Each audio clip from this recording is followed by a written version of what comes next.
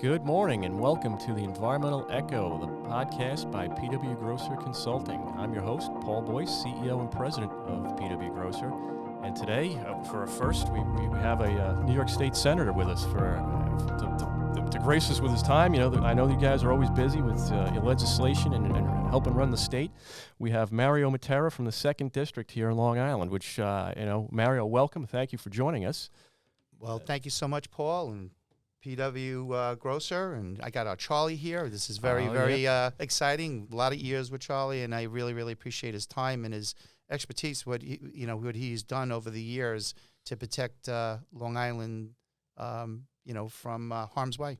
Thank you, Mario. It's been a pleasure being affiliated with you. It's always great having Charlie, who is one of our senior VPs and was associated with our engineering department, still is, but he's heads up our business development efforts these days. But just before we get into the show, I just want to let our listeners know, if you guys want to reach us, the best way to get a hold of us is through our website, and that is www.pwgrosser.com/podcast. And again, if you have questions, comments, concerns, thoughts, ideas for guests or future topics, please reach out to us. We do our best to get back to everybody in a quick and responsive manner, and the best way to do that is through our website. But back to our guest today, Senator Mattera was elected in November 2020 to represent, as I said, the 2nd Senate District here on Long Island. And since then, he's been working tirelessly to address issues impacting his district and the region and probably the state as overall. Prior to his tenure as a senator, Mario was the leader of the Plumbers Local Union No. 200 for more than 39 years, that's... Actually, now it's 41 years. Woof. 41 years, yes, and still, actually, I'm still a union rep also, too, believe it or not. But really, being the state senator has been very interesting times for me this last over a year and a half. I'm sure it has. I've just corrected my notes. I'm sorry about that. And to ensure that all have a better quality of life, he's dedicated himself to helping local organizations, and he served as a board member on the St. Catherine's Hospital Health and Wellness Advisory Board, the Suffolk County Water Authority, the Community Association of Greater St. James, and the Smithtown Advisory Board for new construction projects. That's quite a bit of involvement. I'm very glad to hear this. It's all germane to what we want to talk about today. He's also an advocate for improving the environment, infrastructure, affordability, diversity, and support of small businesses and recovery from the pandemic.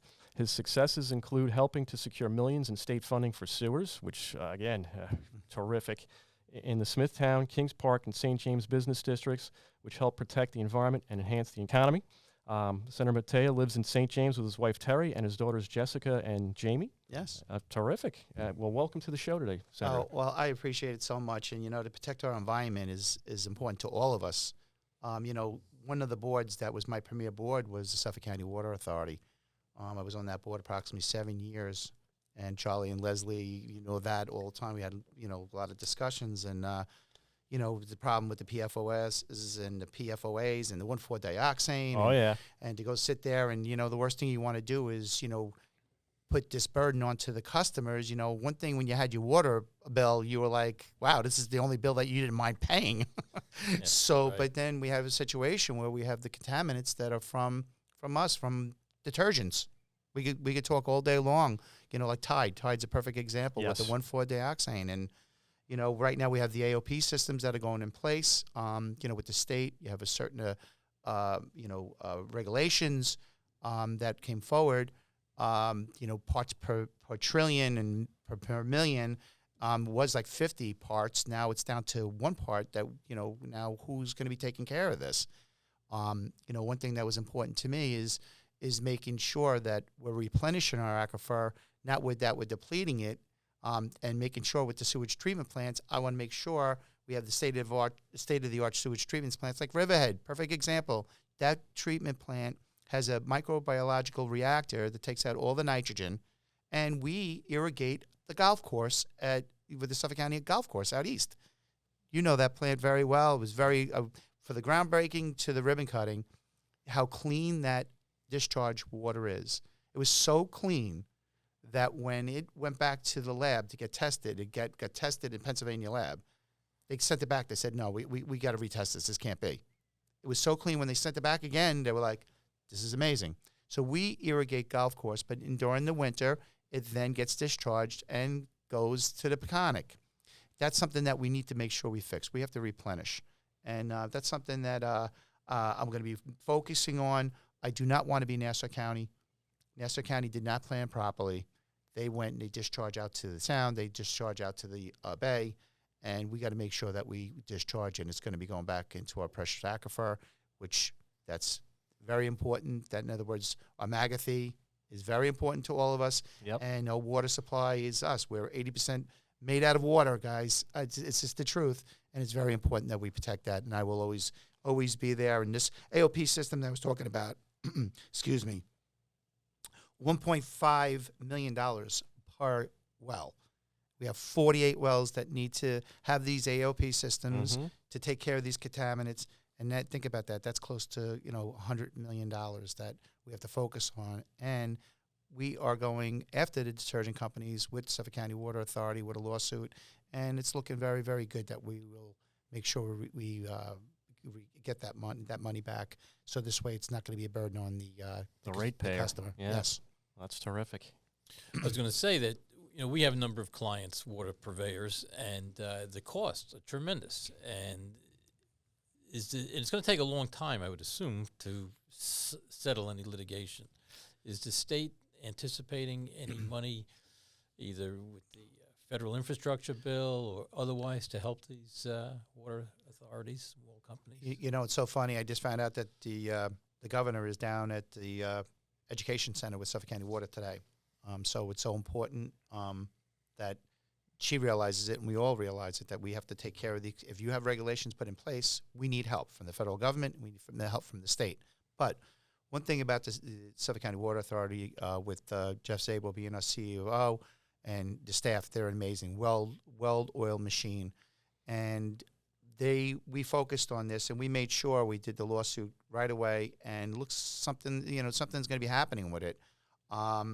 So again, we have to have certain companies and certain players responsible for this, but it's still on the shelves.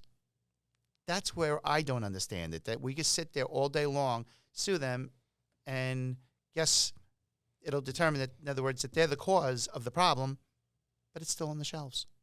So I look at this bottle of water here, right here.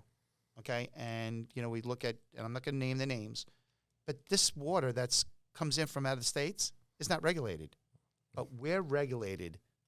We're regulated with Suffolk County Water Authority. Subject to less testing than the public water that we drink. So you know what? So again, we could talk common sense here. And I even said when we were at the Suffolk County Water Authority, I said, why aren't we bottling water and making it cheaper for the public? We could do that. So to spend, I mean, this bottle of water, I think it's now $1.50. It could be $2. I have no idea how much this is. But again, I sit there and I go, the environmentalists will be upset with us because we're putting it in plastic containers. Yep, single use. Okay, so, Paul, Yeah. Charlie, I mean, what are we doing? Yep. So sometimes we're our own worst enemies with things, and I'm a realist with everything that I've done in my life. I'm a common sense type of person. But again, I'm very, very proud that, in other words, these AOP systems are going in, and Suffolk County Water Authority is a leader in protecting our environment and protecting our water supply for generations to come. So it's been a year since you took office, right? Besides the water topic, because that is a huge pressing issue, what are the pressing issues you see are facing the Long Island region right now, at least from an environmental standpoint? All right, so we have a major problem in 2024 with the landfill. The Brookhaven landfill will be full. So everybody understands that. And I will say the Brookhaven town leadership with Ed Romaine and all the council people are very, very concerned with this. But we do have a solution. Again, do I feel it's a good solution? It's an okay solution. When I go to Covanta, when I go to the waste energy facilities, Yep. It's amazing. And it's amazing how that generates electric, and it's amazing how it's really self-sufficient in a lot of ways. I don't know if anybody's ever taken a tour. Not that you want to take a tour for a garbage disposal, but really you should, because you're understanding how important it is for our garbage needs. But 2024, this landfill is full, and right now we don't know where we're going. But Winter Brothers Recycling has a solution. Transfer station to make sure we're going to be railing out garbage to Pennsylvania and to Ohio. Now, it's amazing that they'll take our garbage. It's amazing to me. But that's what we need to do. We have to rail garbage off. If not, it'll be trucked off. Look at our situation now with the environment and look what everything that's going on. We're going to go then have more traffic. We're going to be hurting our environment. Yeah. And right now we need to make sure that this transfer station is going to be a go. It's a short line property, which is dealt with the federal government. It's rail right there. It's a perfect, it's over 250 acres of property. And Winter Brothers is leading the way. And I will be an advocate totally to make sure that this is going to happen. And we're not sitting there kicking the can down the street.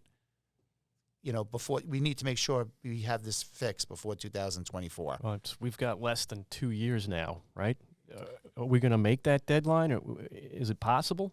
Yes, it's moving along. There was a little, I'm going to tell you, a little roadblock, and I don't really want to get into that. And I think that that's being fixed. But really on that property also, too, we need to have a waste energy facility like a Covanta or whatever the name could be, whoever would want to go there on that property.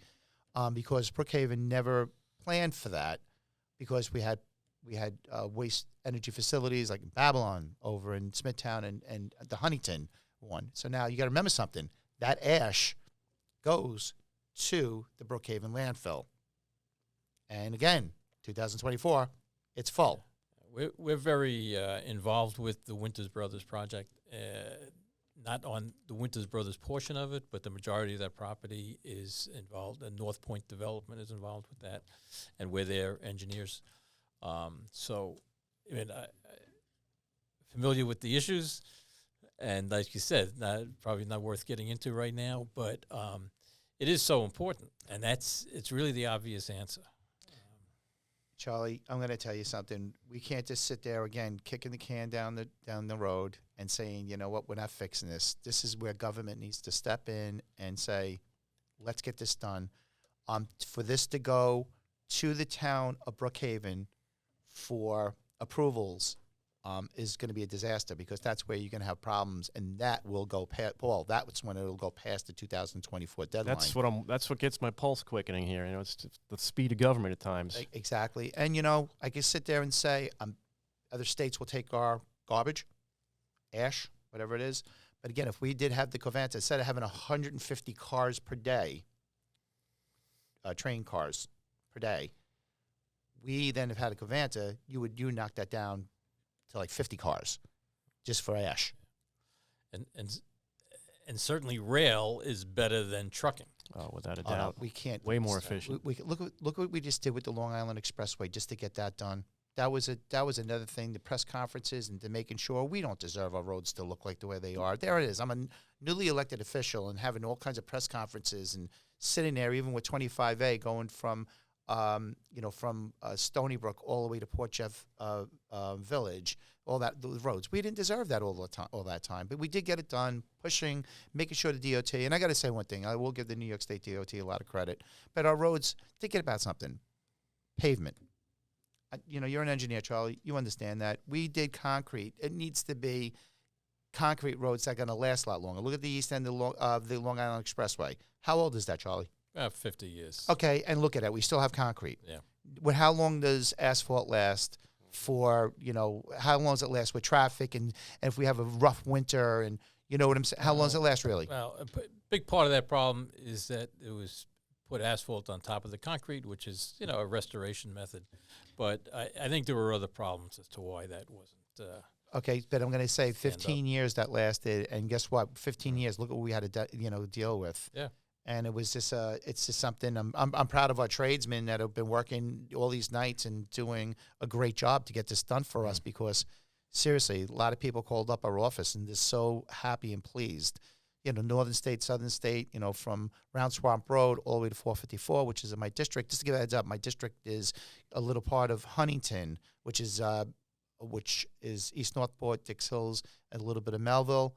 All the Smithtown, Setauket, Stony Brook, Center Reach, Coram, Selden, and a part of Port Jeff Station. That's till December 31st. I will be running. There's a new redistricting every 10 years, and the new districting lines now I would be running for all of Smithtown and all of Huntington.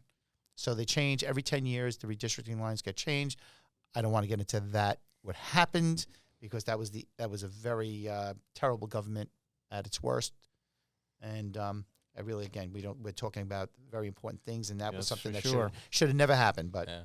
but that's where my new line. So I was a little bit upset losing, part of Brookhaven, because I did have close to 150,000 constituents that I was dealing with, which has a lot to do with it. But remember, this transfer station is for all of Long Island. That's right. Okay, am I right by saying that, Bo? Absolutely. So- Nassau and Suffolk. Hempstead, Covanta, that ash goes to Brookhaven landfill That too. is correct. Yeah. So this is about all Long Islanders, and this is about, us for our future garbage needs. Not the sexiest topic, like we're going to be speaking about sewers, but you know what? Oh, It's you're a reading my necessity. mind. It's the real world. It's a necessity. You're reading So- my mind. Next topic, sewers, right?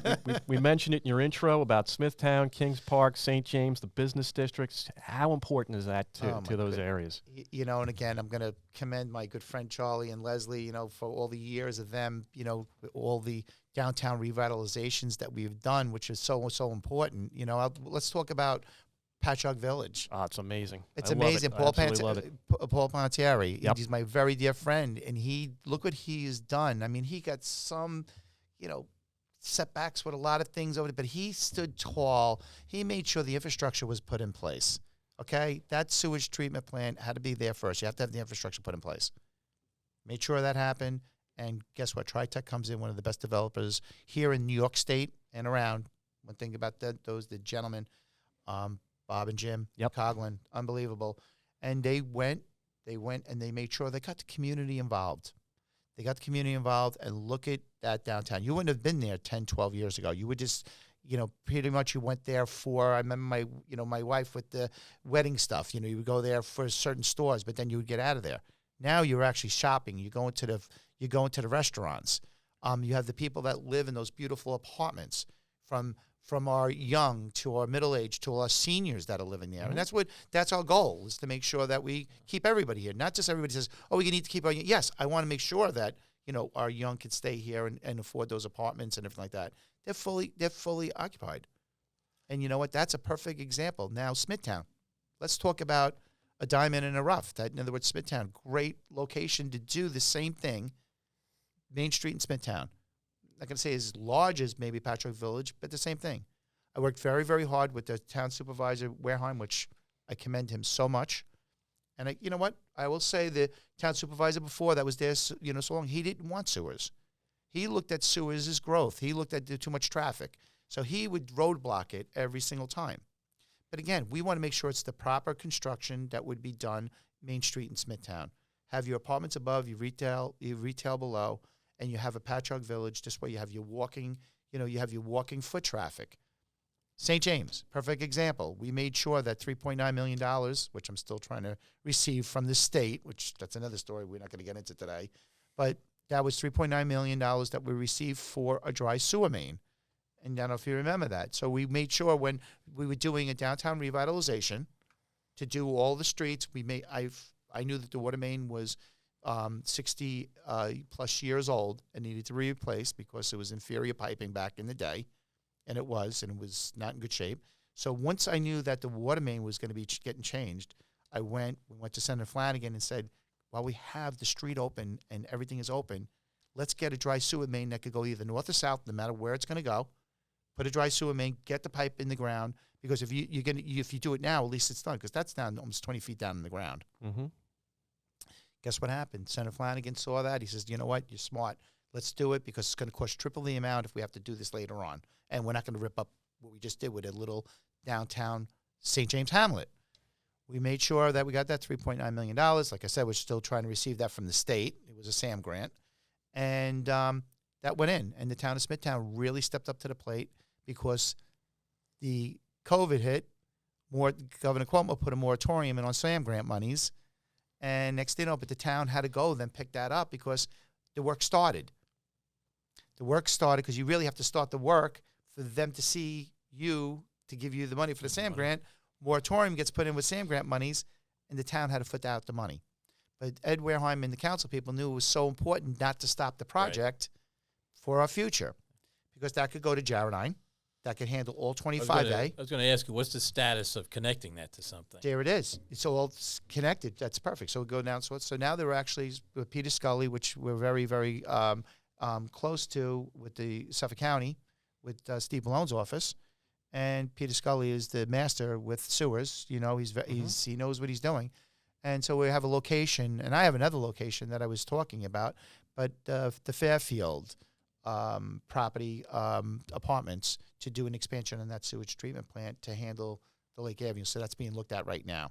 So we really need to make sure, yes, we had $40 million, $20 million for Kings Park with Senator Flanagan back in the day, $20 million to help with sewers for Smithtown, which we did secure that money because there was an expiration date on that.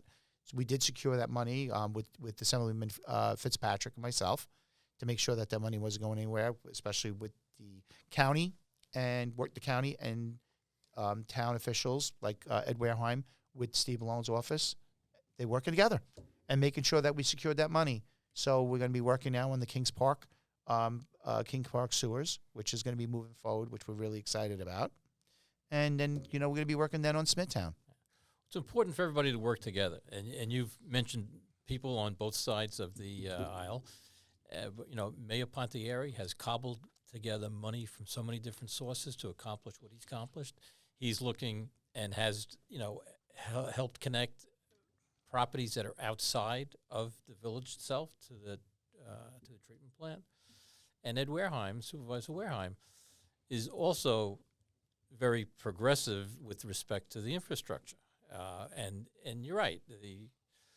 In the past, there hasn't been that kind of interest in Smithtown to do those things. No, but again, we have a a new supervisor that cares about the proper infrastructure. Excuse me. He cares about proper growth and proper construction. It's just not going to be like, okay, here you go. No, he'll sit down with anybody, but he's focused on making sure that it's going to be right for the town, and the town can handle any kind of growth. But again, Kings Park, you look at that; it's all of Smithtown. It's just been neglected in a lot of ways. But guess what? Moving forward, it's looking great. I mean, we just did a little hamlet in St. James with the town, even buying a piece of property that used to be in my old pubbery, which I used to have a lot of fun. But they bought that property and they made a celebration park. So guess what? They took down the old building, and it's a celebration park, and that's going to be for closing down the streets and making sure that the people on the avenues and the street sides on the east side of Lake Avenue and the President's streets that are on the west side, that you have that foot traffic. Mm-hmm. That's your goal. Not that you don't want other people coming from other towns. That's fine. But you want that foot traffic. People can walk from their homes and go into your little hamlet, go to restaurants that bring retail stores, and make sure that we protect our mom and pop, our brick and mortar stores, and making sure that people, and no disrespect to drop shipping, but that's another story that I want to talk about also too, because the drop shipping is really right now hurting our mom and pop and our brick and mortar stores. So, and again, COVID really, really put us in a spiral in a lot of ways, and it changed the demographics of everything what we have done in the past. We spoke about PFAS a little bit before. I'd like to go back to that a little bit. And how do you find the legislature addressing those issues? Because from my reading, it appears to be more of an issue on Long Island than upstate. Your colleagues from upstate show any interest in funding? They've been wonderful. I got to say, it was something new for me. There it is, your first day, going up, and you're dealing with people that own bus companies. In the Republican conference, Leader Ort is just an amazing leader. He's from up in the Buffalo area. Dealing, we have there's a couple lawyers that are on board, and one person that I really is a mentor to me is Senator Lanza out at Staten Island, and he understands everything, and everybody understands it. It's not like I know you have your certain things, your upstate and downstate legislators, right? But everybody's going to be caring about. But when it comes to our precious water supply, they understand how important it is. And again, if we put regulations as elected officials forward, there needs to be funding. And guess what? And with the federal government, yes, and with because we did receive a good amount of money with the with the infrastructure bill. Everybody knows that with the federal government. So that's where we're making sure, and that's why I know the governor is down at the education center today, because not for anything, if we're putting regulations forward, we need that infrastructure money to make sure we're taking care of these AOP systems for our water supply future. And I'm sure your dialogue with Mark Herbst, we've had Mark on the podcast, there's a legitimate concern that in the past, when federal funds have come in, it's been used to supplant rather than supplement local funding of projects. Well, everybody needs to be aggressive and be a voice and making sure we receive the money. And, just like, again, we were talking about the Long Island Expressway, to receive that $175 million to go to our roads and everything like that, that was people like Mark Herbst to be vocal, have press conferences. I always say this: strength with numbers is very important. Just like what we just had with the natural gas situation, with the natural gas ban that was going to be put into the governor's budget. Worked across the aisle, worked with people like Rich Schaefer, which he's a mentor to me also.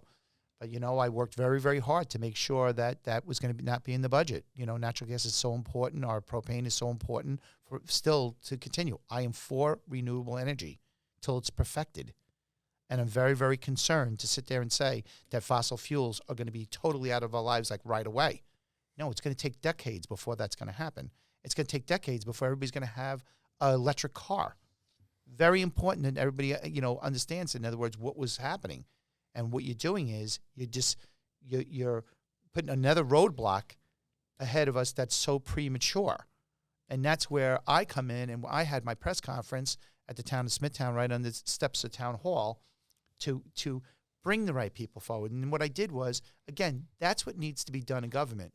When you are going to be putting a bill that you're banning fossil fuels totally, you need to make sure you bring certain people to the table, like Libby's, with Mitch Pally's, which I brought at that press conference. Just with Long Island Association, Matt Cohn, right? I brought. He was at our press conference. I brought in Pat Gadice from Local 1049. Pat came in and was explaining that right now our grid can't handle what you're looking to do. Our infrastructure is not. Charlie, this is your expertise here right now. Our infrastructure is not there for what they're trying to do in the next in a couple of years. We need to make sure we plan properly, not just to go and say, guess what, we're going to be all electric and that's it. And you know what, our natural gas, which has a very, very low carbon footprint, okay, and we can reclaim any of the exhaust with our natural gas. And when these electric batteries have expired lived their life, what happens to them then? Oh, that's another question that I've been asking everybody. I want to put a bill forward that says, what are we doing with these expired batteries that no one's planning on?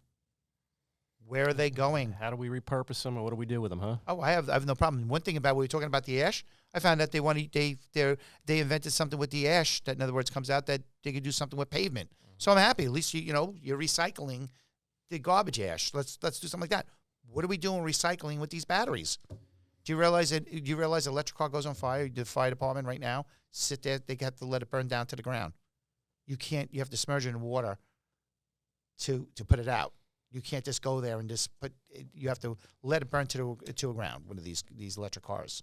God forbid that was to happen. So really, I don't recommend anybody leaving that in the garage. You can't use the firefighting foam with the PFAS. Don't go there, Charlie. I know, Charlie. Well, but again, I'm very, very proud. Again, Suffolk County Water Authority is always leading the way. The education center, I recommend anybody who wants to go over to Hopog to the education center to see what it's about and see that lab, state-of-the-art lab. I've been there. Yeah, it's great. It really is. And you know what? They focus on, which I want. I would love to see them have field trips so our young generation understands how it all works. No one, everybody just thinks it's coming out of the faucet. Where is it coming from? Our kids, they really don't understand where our water supply is coming from. Upstate comes from Croton, right? And that supplies that supplies all New York City.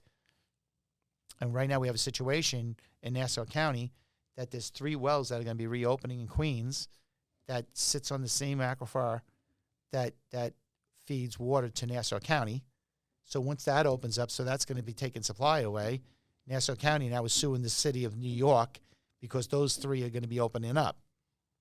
So really, our water supply is very, very precious to all of us. Oh, it's absolutely vital. And, we've talked about some of the environmental aspects here. And at PW Grosser, we recognize, you can't talk about the environment without the economy.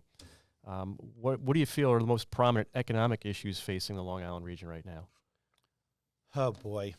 Right now we have a situation. Look what's happening with everybody going to the pump right now. I feel terrible. Yeah, it's coming down a little bit. It's going up and down. And everybody's saying that the oil companies are making right now record numbers and everything like that. But we got to look into that, because that is, I'm finding out, is not the truth.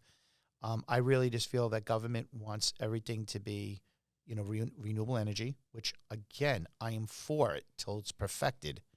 I have an engineer right here. Is it perfected, Charlie? I wouldn't say so. Okay, it's not. We're not there yet.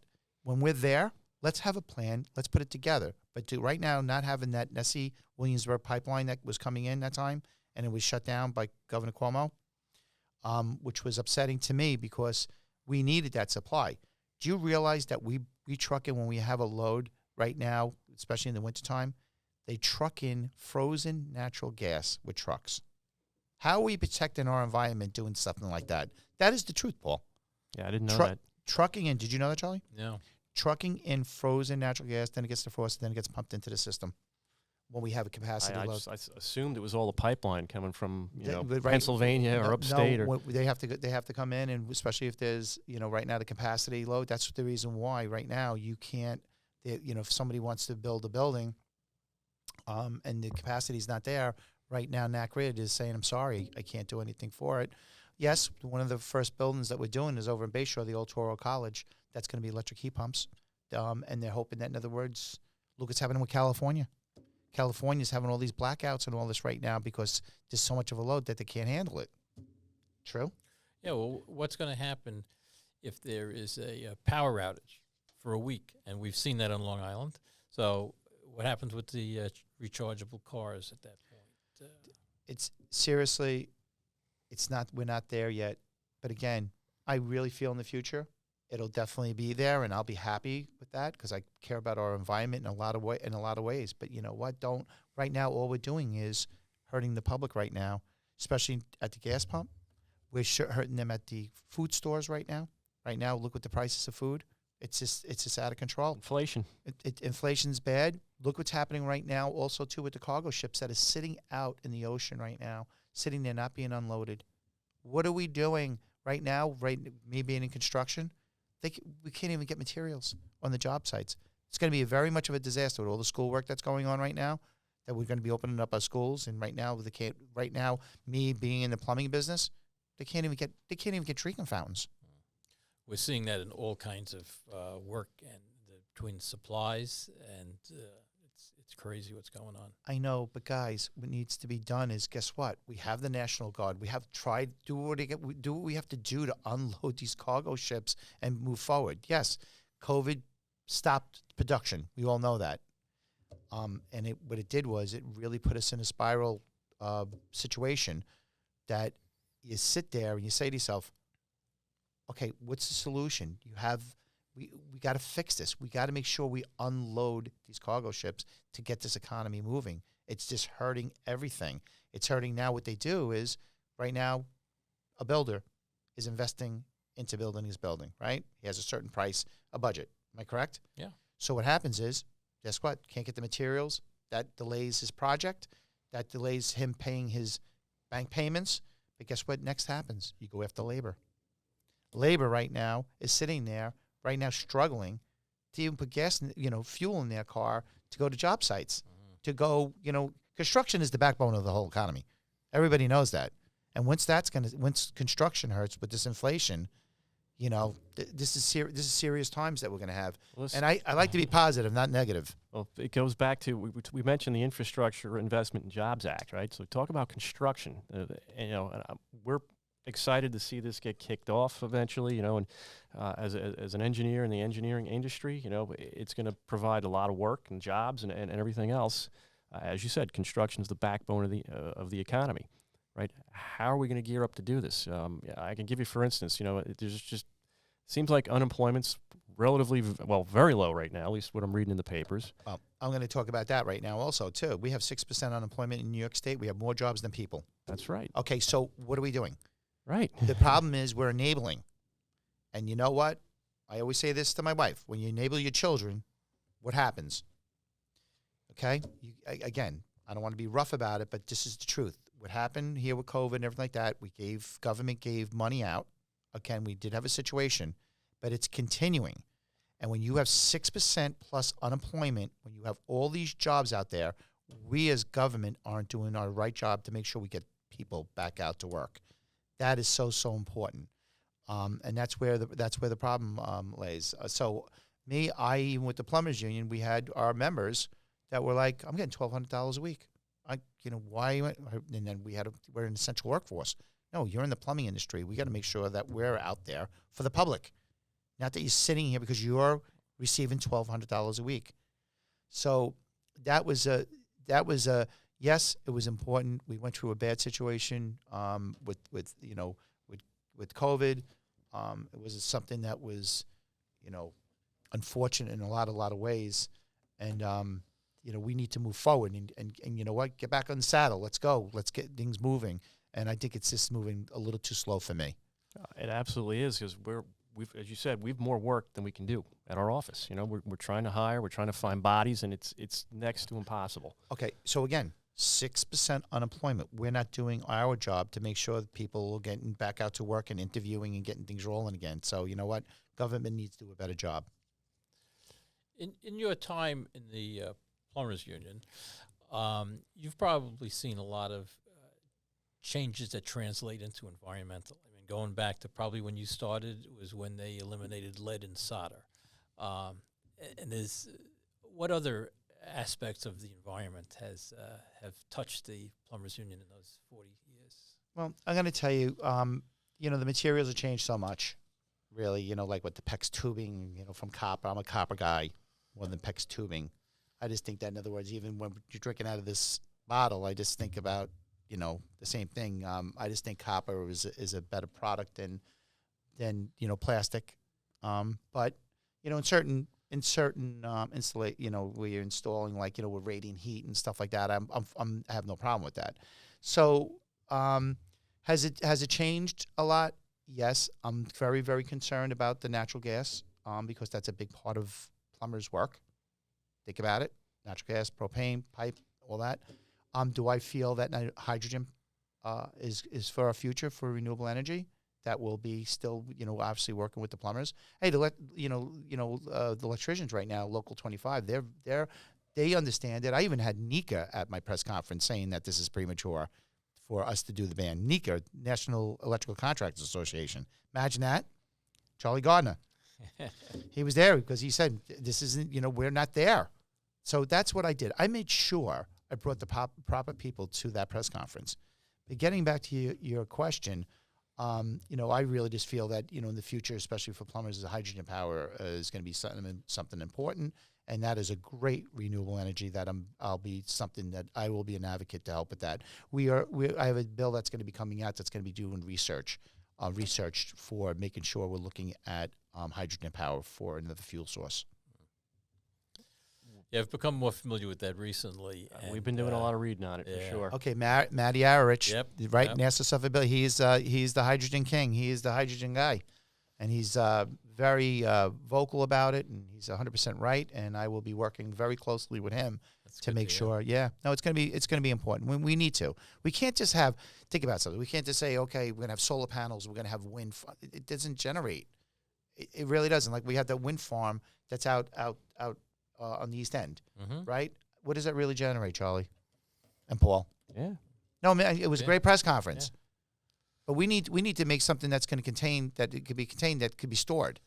And you need a balance. I mean, yes.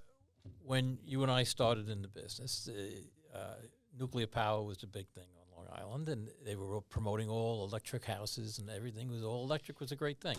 Then electric became have as little electric as possible. Well, how much people got their electric bills, and what happened, Charlie? I mean, that's what's going to happen again. That's what's going to happen again.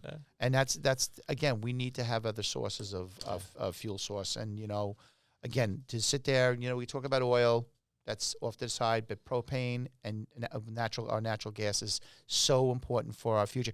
It's not even just that. What about Main Street in Smithtown when we're having the press conference? We're trying to do a downtown revitalization, and really restaurants are important for a downtown revitalization. Oh, absolutely. Okay, they're going to be cooking with electric or gas. Gas. Hello. If anybody's listening right now, you have chefs that, in other words, are going to sit there and go, what are you doing? Are you going to make me, it just doesn't work. So you know what? That's another thing that's important, that we have to make sure that we continue with our precious fossil fuel, which is our natural gas and our propane. What are your thoughts on geothermal heating and cooling? That's going to be something that has to be engineered and everything like that. And I see it, but I don't see it. So really, I really would push more hydrogen than the geothermal. I mean, we do get heavily involved with the geothermal projects at PW Grosser, but we again looking at like this green hydrogen and all those interesting concepts and topics, and how do you make them reality? And we have been involved with a hydrogen project down in Point Lookout or Lido Beach area with the town of Hempstead. Well, we do have that one project, Yeah. that one facility that has the hydrogen. Mm-hmm. That was the first one on Long Island. First one I think in New York State. Yeah. The one project, and I'm actually going to go visit that one. So I will be pushing that. But you know what? I always deal with the experts. Which I got to say one thing, Mattera with the NASA Suffolk Building Trades. He's leading the way with this, and he's been very vocal. And we're going to be putting something for a study with the state to make sure we get that moving. So. I'm sorry, Paul, but Go ahead. It sounds like you're enjoying yourself as a state senator. No, this has been a very interesting year and a half. I always say this, your family's first with everything, and I'm very, very blessed with my wife, Terry, and my two daughters, Jessica and Jamie, that they understand, because I'm out a lot. I was always out a lot regardless. And, you juggle your time and everything like that. But, sometimes you come home and you're discouraged. And I'm going to be honest with you. It's like anything else with your jobs. You'll sit there and, one step forward and 10 steps back. It's not fun being in the minority. I will honestly say that, because you're sitting there and you're begging. I just wish to talking about a balance, which there should be. There should be that, in other words, you get allocated a certain amount of money for your district. Every district, Republicans, Democrats, no matter what party you are, if you're elected. And that's the only thing that bothers me, is that, in other words, when you're in the minority, you're like this. You don't get that. And again, I could sit there and say that happened when we had the majority. I don't know all that. But again, it needs to be a better balance. It needs to be so this way we're working together, not saying that you're right now in the majority, you have total control, and you're getting a $220 billion budget, and we have no say. So when you're sitting there and you're voting for something that has one budget that has $9 billion in it, and you only know where $2 billion is being allocated, and the other $7 billion, you don't know where it's going. It's like an open checkbook. Really? Tell us, is it going into your district? Like right now, $3.9 million I'm owed, town of Smithtown, is owed for a dry sewer main with a SAM grant, and I'm sitting there trying to receive that money. So that money was going to go, the town footed it, put that money out. That money was going back into infrastructure, sewers, going into soccer field lighting. Yeah. Exactly. But they had to take that money out of the budget. And that's the only thing that's discouraging. But I got to say one thing, Charlie. Am I going to say that I like it? Yeah, no, I do. There's great people on both sides. And I've always worked across the aisle. And that's one thing with Jesse Garcia when he was, called me up and he said, John Flanagan was not seeking election, and you're one of the names that came up. And I was like taken back. I was like, really, John Flanagan's, spot. I'm going to fill John Flanagan's shoes, in a lot of ways. And again, we have different ways of, of doing business. He's 33 years being an elected official, that he's done an amazing job. And you sit there and you say to yourself, all right, like my wife said to me, she goes, you've always been a voice. You've always been an advocate to help people. You've always been working together to get things done. And, she goes, why wouldn't you just go try it? Why wouldn't you just try it? So guess what? I got the nod that the GOP said that they like me to run for the position. And I won 63% of the vote in our area, which was really exciting. And then you just want to get things done. I've always got things done, good, bad, the ugly with the union, to get things done. I've always been a voice. But you know what? It's called compromise. And I've been a compromise person, even at home. Compromise always works. If you're going to be stubborn and be one side and no, let's get it done. Let's roll our sleeves up and let's try to get things done. You know what? So the last year and a half has been interesting. We got some good stuff done. I got some, co-sponsoring some, legislation with the, with the others, with the Dems, with the Democratic side. And it, again, that's what you're supposed to do. This isn't like, we're people. Right. We're elected, the public elected us to do a job. And it's been very interesting. I'll say this whole conversation has been. And we've covered just about every topic I had on my list except for one. And so we'll wrap up with this.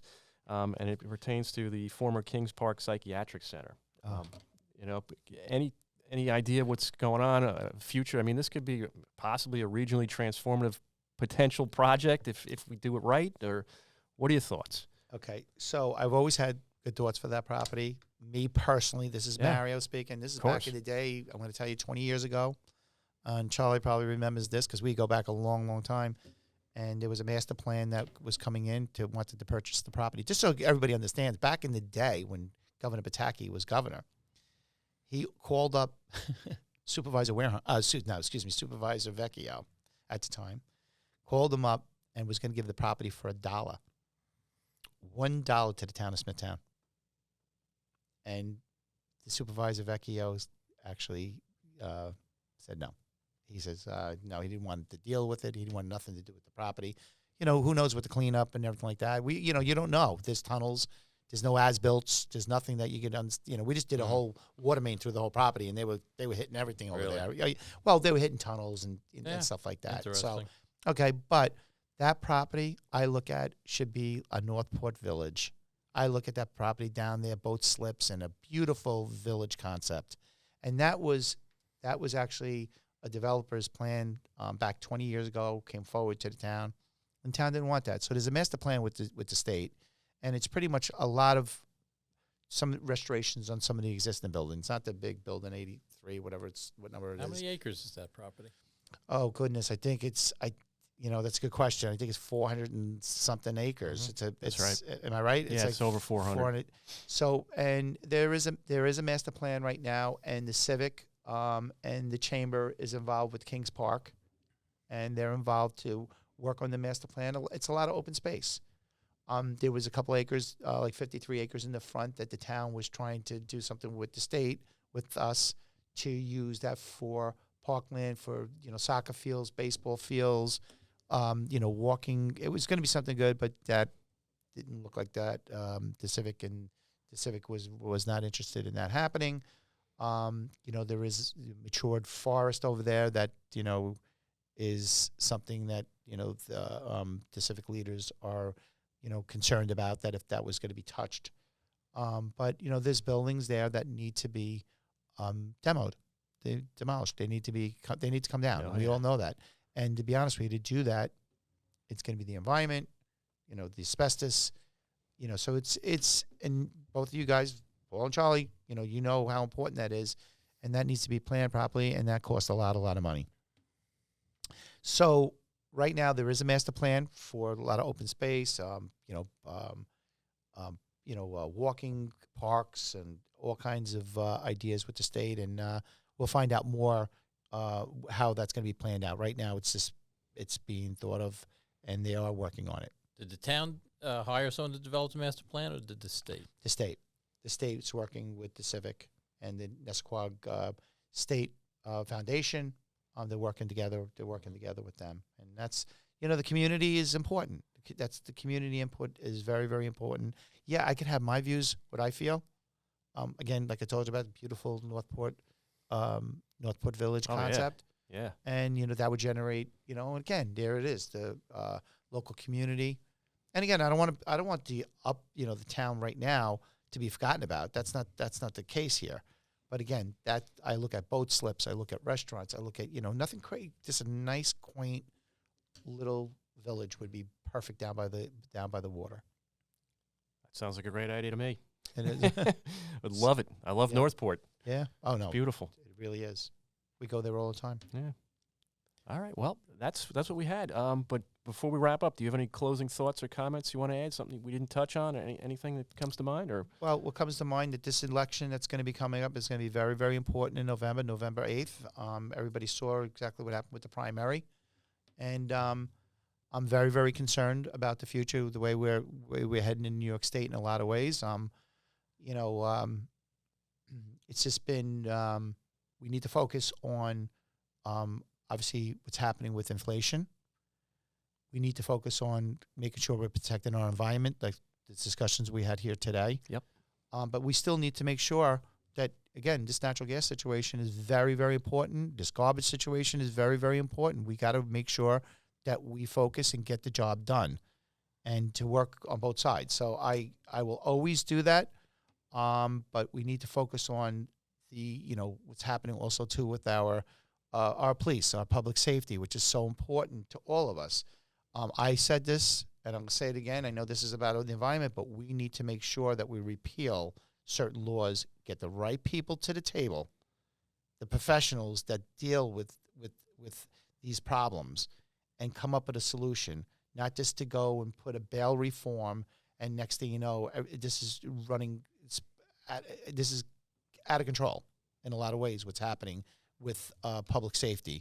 And we need to make sure people feel comfortable when they leave their homes, when they leave their front doors, okay? And I really feel, again, it needs to be repealed, bail reform, and start off fresh and get the right people to the table, just like the PBAs, the district attorneys, and the judges, and making sure that we come up with the proper bail reform. And so, again, we talked about public safety, I talked about the environment, and talked about inflation. These are the three major concerns that I have that we need to make sure we focus on. Totally agree. Charlie, anything you want to say before we wrap up for the day? It's all been covered.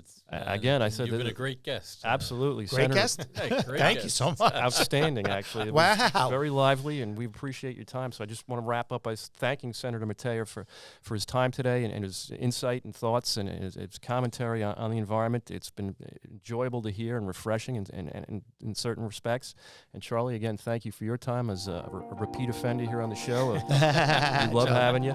And I want to thank our listeners today for joining us. And I'll wrap up. Again, the best way to reach us, www.pwgrosser.com/podcast. I'm your host, Paul Boyce, President and CEO of PW Grosser, and we're going to sign off for today. And again, thank you for listening. This is the Environmental Echo.